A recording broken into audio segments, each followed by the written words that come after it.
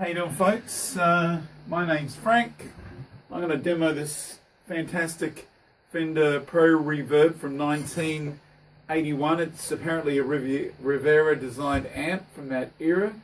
Who knows? Unless you were there, you'll never know. That was a long time ago. But anyways, there's no demos of this amp clean. I think most amps should be demonstrated cleanly, so because anyone can add any overdrive pedal in front of it, you know, just whack one of these things or any other, you know, pedal in front of any good amp, and you're going to get that sound in afterwards. These don't have an effects loop, of course. This is before then, but it's basically a 70s Silverface amplifier, a little more rugged. The transformers are massive. These things. I had the Super Twin Reverb as well. I don't have it here anymore. That weighed 42 kilos. This one weighs a little tamer, 26 kilos, which is still, you know, kind of heavy, but it's about, I don't know, 6 kilos more than a Hot Rod Deluxe, of which I have as well. But here's an egg pickup, beautiful sounding amp.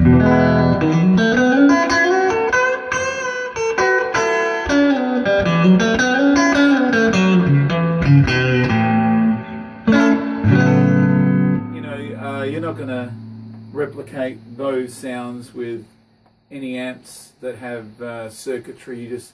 They sound, well, gritty to me. It's still nice tube sounds, and you know, there's probably only 2% in it, but if you can hear it, then obviously there's a difference in the sound. I've got the bright switch on.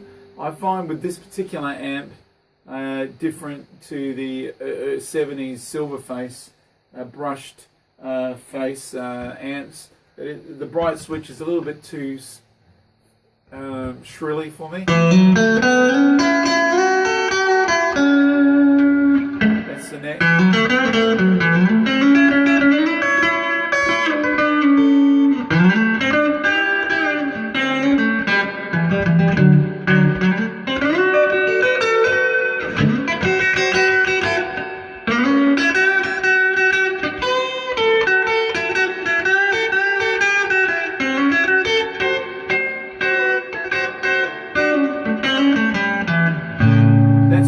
Reverb as well, you know, in these old Fender amps, there's no transistor reverb like you get on the Blues Deluxe and the Hot Rod Deluxe.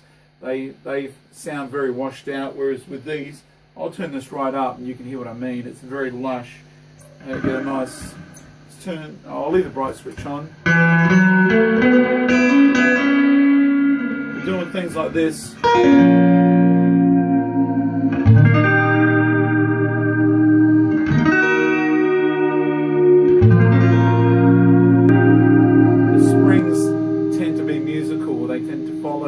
The harmonics, whereas with the transistor powered reverbs, they just tend to be flat sounding. So you know, you get the nice you know, Chris Isaac.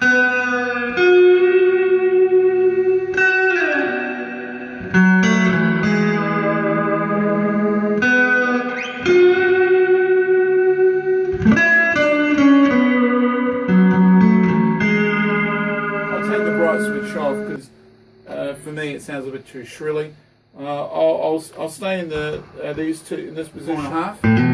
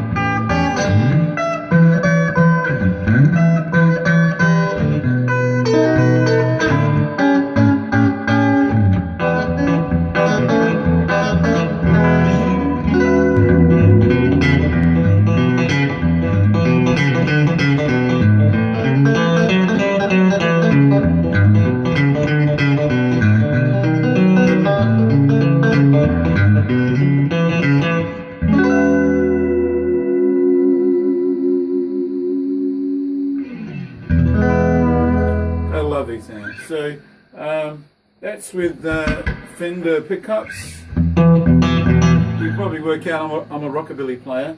So let's plug in some Gretsch Dynasonic, my custom Telecaster. There you go. I finished this one not long ago. It was originally black. That was a Cabronita Squire body. I rerouted it for 2 Gretsch Dynasonics. Took all the poly off, painted it a really nice acrylic Daphne blue. Added a tone pot, 2 new 500k pots, of course. Added a tone and a new capacitor in there, a 3-way switch, which it had already anyway, but I just moved it across. That neck is from a early JV Japanese neck. It's a really nice Pro Reverb. Anyway, better make sure I know what I'm talking about here.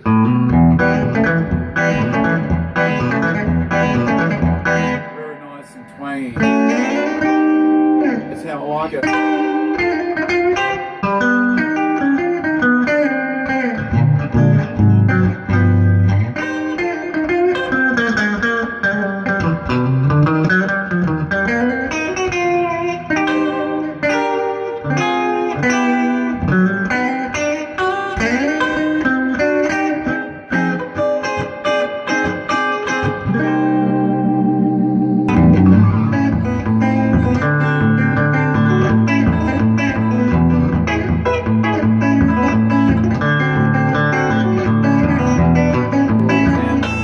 If you see one of these, I'd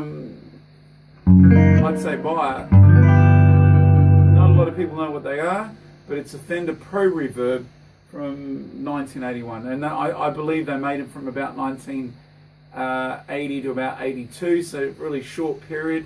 Look them up on the internet. They're really beautiful amps. I mean, they're not a twin reverb.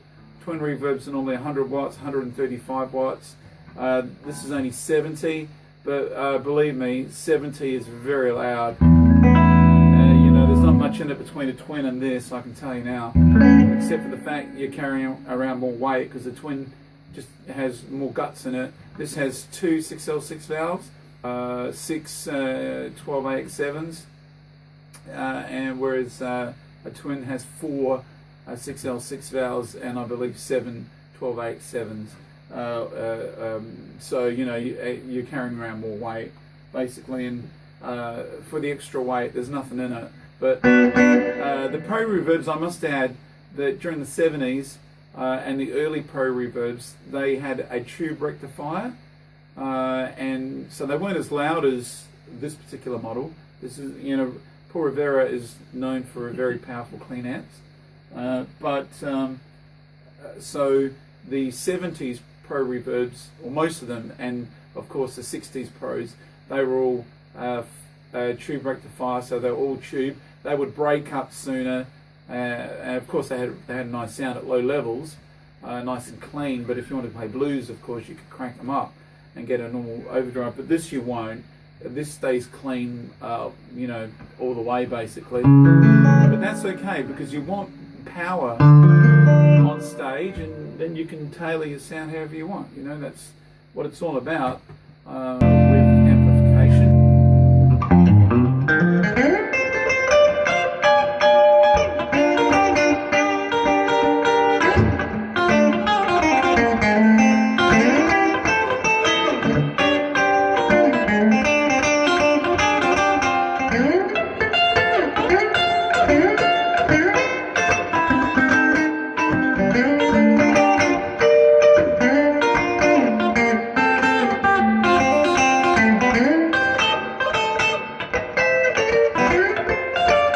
There you go, it's a little bit cold, I think it's frozen, but we'll see you soon. Keep rocking, people.